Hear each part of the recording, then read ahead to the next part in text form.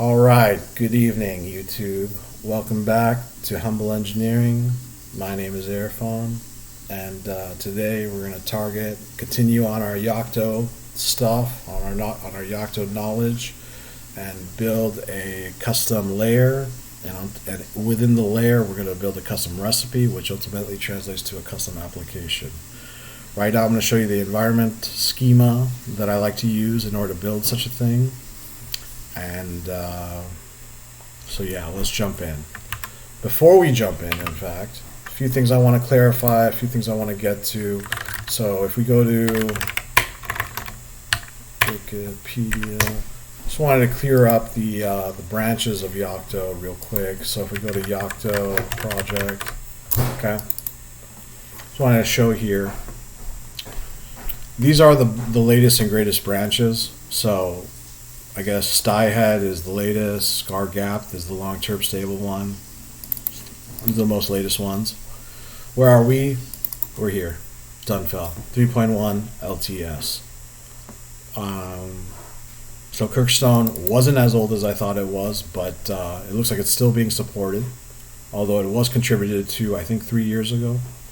So, oh, I'm sorry, that was Zeus. Kirkstone. Well, you can look for yourself, but Kirkstone is a little bit later. So we're using Dunfell 3.1 LTS, just FYI. The other thing I wanted to mention was if you wanted to find a package that you wanted a certain application on your Yocto, it's not given to you or it's not in whatever you found so far, or whatever you have so far, what we do is we go to Open Embedded, I think Open Embedded Layer. Just click here on the embedded.org site, okay? And what you can do is you can search for a layer, which is the meta thing, or you can go by recipe. So let's say you wanted, I don't know, Docker, right? You can see all the layers that provide Docker, and if you want to use that in their dependencies. So in my case, I think I used meta virtualization for Docker Compose. Shows you what you need, Open Embedded Core, meta OE. These are the dependencies in this order you need to get it to go, okay? So anyways, that's how you can get Docker. And let's say you wanted a PDF viewer for me. I think I used, it's just view. Yeah, it is just view. So over here specifies, sorry, let's go back one. Meta Qt5 Extra is the layer. And inside here, oops, Qt PDF, Qt PD, no, it's not there? Where is it? Oh, not Qt, it's just Q, PDF, view. There it is. Lightweight PDF PostScript viewer. You'd be surprised how hard it is to get a PDF viewer on a embedded computer. I won't digress too much. I just wanted to let you guys know that this site is awesome. Shows you all the recipes. And of course, if you find one that you like and you want to use it, click it. Make sure it's for your branch. Dunfell in our case right now. Okay? Don't go with any other thing, otherwise you're having compatibility issues. You have to be in the same. Once you specify Dunfell, you stick with Dunfell. No mixing and matching. Sorry, guys. All right. So that covers that. That covers the branches. All right. Now let's jump in. So this is what we got. We got our build, Yocto. Inside of Yocto, we have a few things. We have the custom metas that you were well aware of. We have the Pokey branch. Now the thing that's new, this stuff, meta app, okay? Of course, we have the sources, which are generated toolchain, venv, include, lib, bin. These are all Python-based virtual environment stuff. Don't worry about that. Anyways, meta app. Let's jump into it. Meta app. What we got? So again, we got our conf. We got our layer.conf. That specifies the layer, of course, and also the recipe. So it's saying, this is my layer directory. This is where my recipes are going to be with the BB extension, or BB appended extension. Obviously, this is the name of it. This is the priority at which I would like it to build. Higher the number, the later it'll build. And it needs to be compatible with Dunfell. That's it for that. Inside recipes custom, what I'm calling it. Recipes custom. We have our root folder that I'm calling the same name as the program. So for me, I'm calling it Knockman to give some props to my back in the day computer science teacher. So we jump into Knockman, look in the VB file. Okay, this will specify the actual recipe. What I mean by recipe is application. So inside here, needs a summary, description, license, toss those in. SRC, source URI. Where do I get the sources from is what it's asking for. So I'm not using GitHub at the moment, but I can still specify a source locally. Way you do that is this way. File, source, directory is what I'm calling it. Now when you say file, what that translates to, again, build, yocto, meta app, recipes.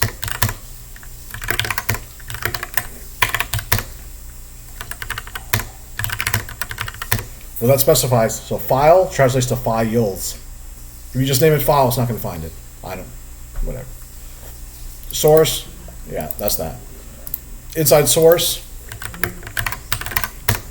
all our files for our custom application project. I'll get into why there's so many things there in a moment, but of course you don't need that if you're just doing something simple.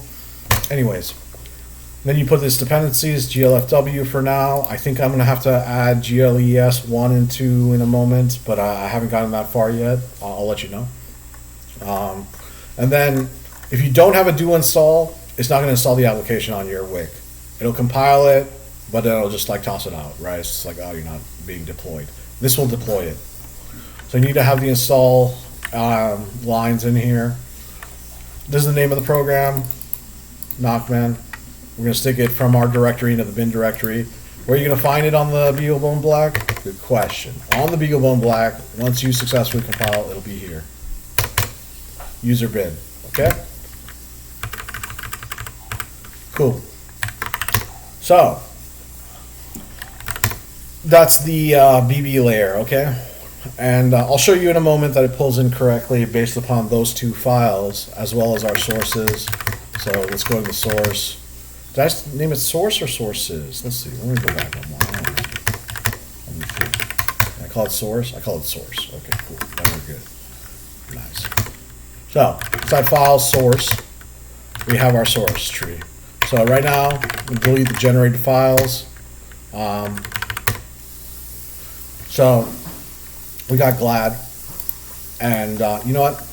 You can see there's a libglad.a here, a statically compiled libglad. Because I have CMake in glad, I have the root CMake. See, as you can see here, there's the root CMake. I have a CMake within the glad, and I have a CMake within the engine. Okay? So I'm going to delete the libs folder because it's generated for me once I compile. So inside third party, we're going to, again, do a slight digression, but we got a CMake list in here. I'll go over the CMake in a second. I just want to show you how to get glad. All right, so we go to zip. Maybe you already know this, maybe you don't. Just in case for those who don't, I want to be comprehensive. So we go to glad, C++, or even OpenGL would have probably worked. We hit it up right here. There's two things we got to download. EGL, I think you want the first one. I chose this one for now. I'll learn the hard way and get back to you guys. You hit generate, creates a glad.zip. I download this, I rename this EGL, okay? And then we go back over here, OpenGL. Don't select GL because there's no GL on the embedded system. It's an embedded system. Select 1 and 2. Add all. Generate. Download this. Keep it as glad. That's what I recommend. Anyways, within here, that's what I did. I got EGL and glad. What do I do with that? So I create an include folder. Well, I basically unzip it and I stick both of those. So you got a glad EGL and a glad.h. So I just basically added the files, all the include files with the include files, all the sources with the sources. Pretty straightforward stuff. So again, ls the sources folder. There you go. Glad.c, EGL, etc. Now for the fun part. Compiling it based upon CMake. So what is CMake? Yeah. CMake allows us to generate a make file. A make file allows us to make the application, literally, hence make. Anyways, make is a command that allows us to basically invoke our compiler directly and compile for whatever you want it to be, really.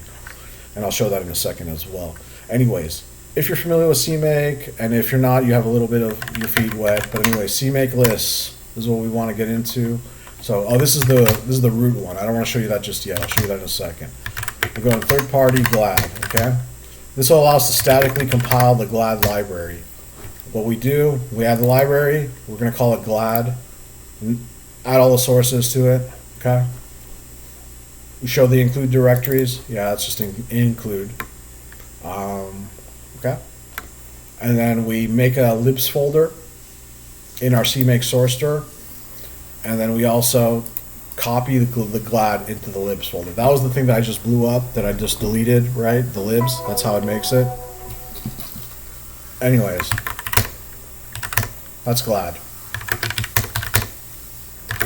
Similarly, we do the same thing for the engine. Now, you don't have to have an engine. I'm calling it an engine because this is where all our reusable code will be. And I'm doing it in this structure for a reason. That way I can do pound include engine / shader, for example.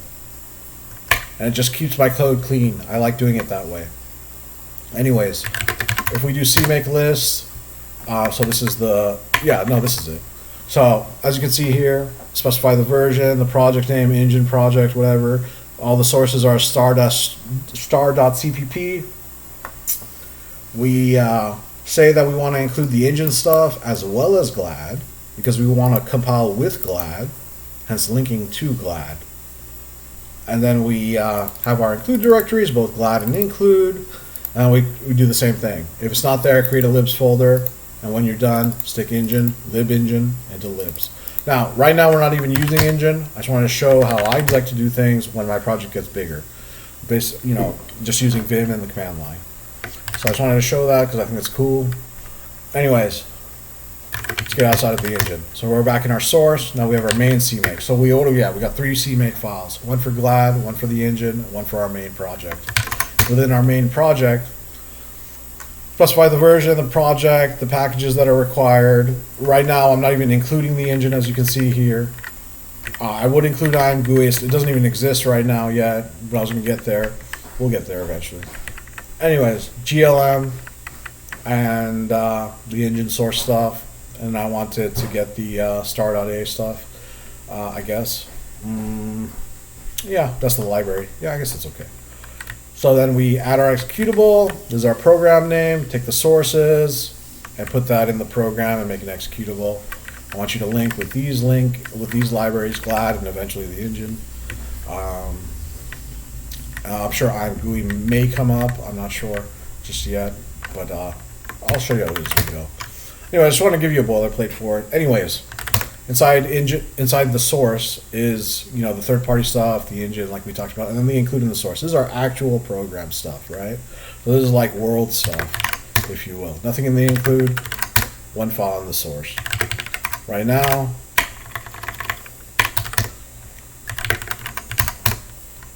okay, basic.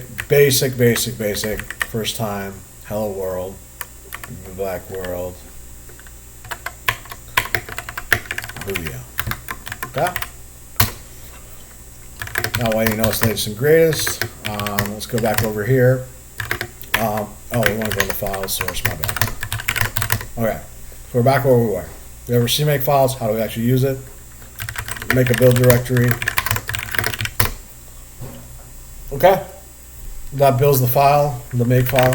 You can just make. Oh yeah, built.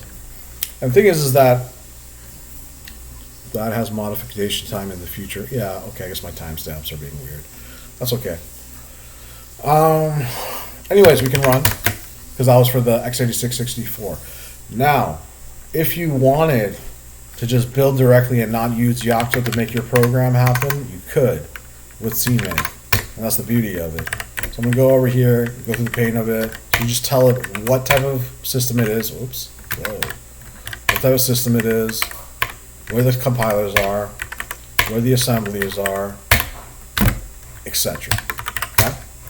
Now if I run CMake, and I make it again, you can see if I run the program,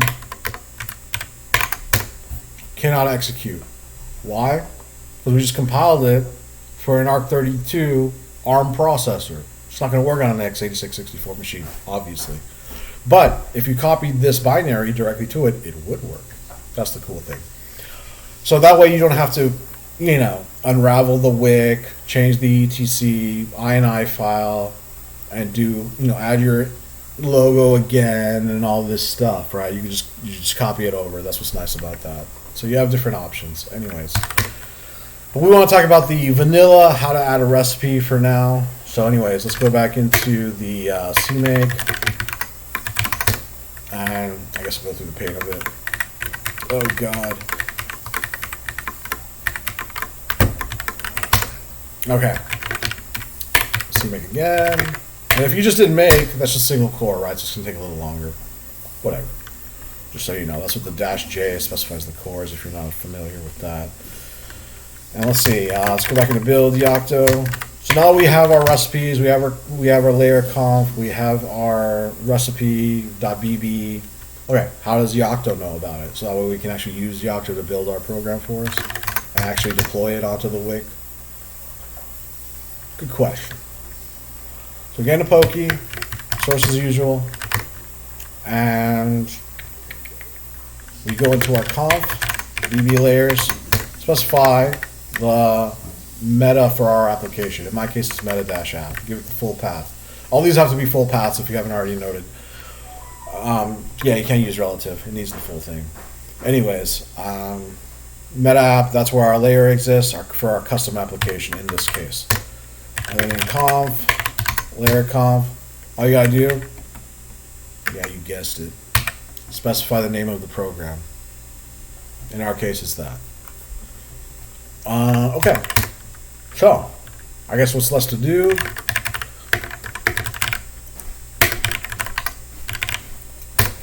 let's clean it up so that way you can see it build in real time, yeah? I think I already built it, I just want to be clear. Otherwise it'll go too quick and you're not going to believe me.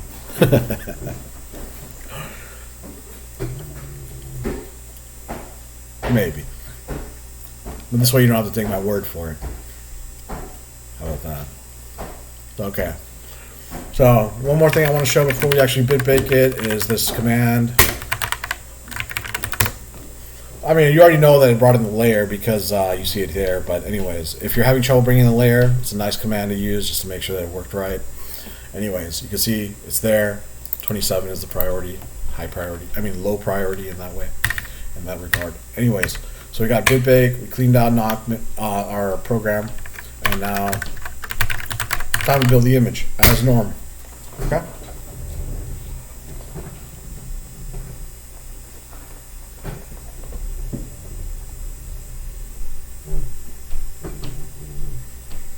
So not only will it compile, but also deploy. That's the whole point. Where will it be? User/bin. When it's all said and done. Unknown. It's not in GitHub. It's local, right? So of course it's not going to have a hash or a branch. Okay.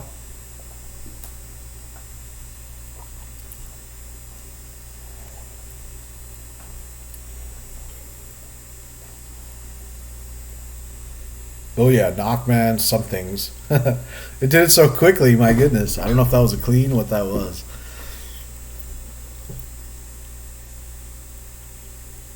But here we go. Okay, so as you can see, just by adding one package, we increased about 100 more dependencies. So depending on how complicated you are, that's why we do an initial build, right? Get the baseline so that way it doesn't take so long. There it is, Knockman. Completed, succeeded, it's there. Now, yeah. So now you just deploy as the norm, and you have your program built into Yocto as well.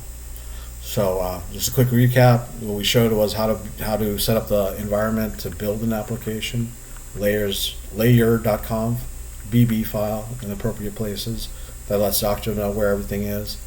We showed how to compile for the x86-64 the same application, as well as how to compile directly using CMake with the tool chain.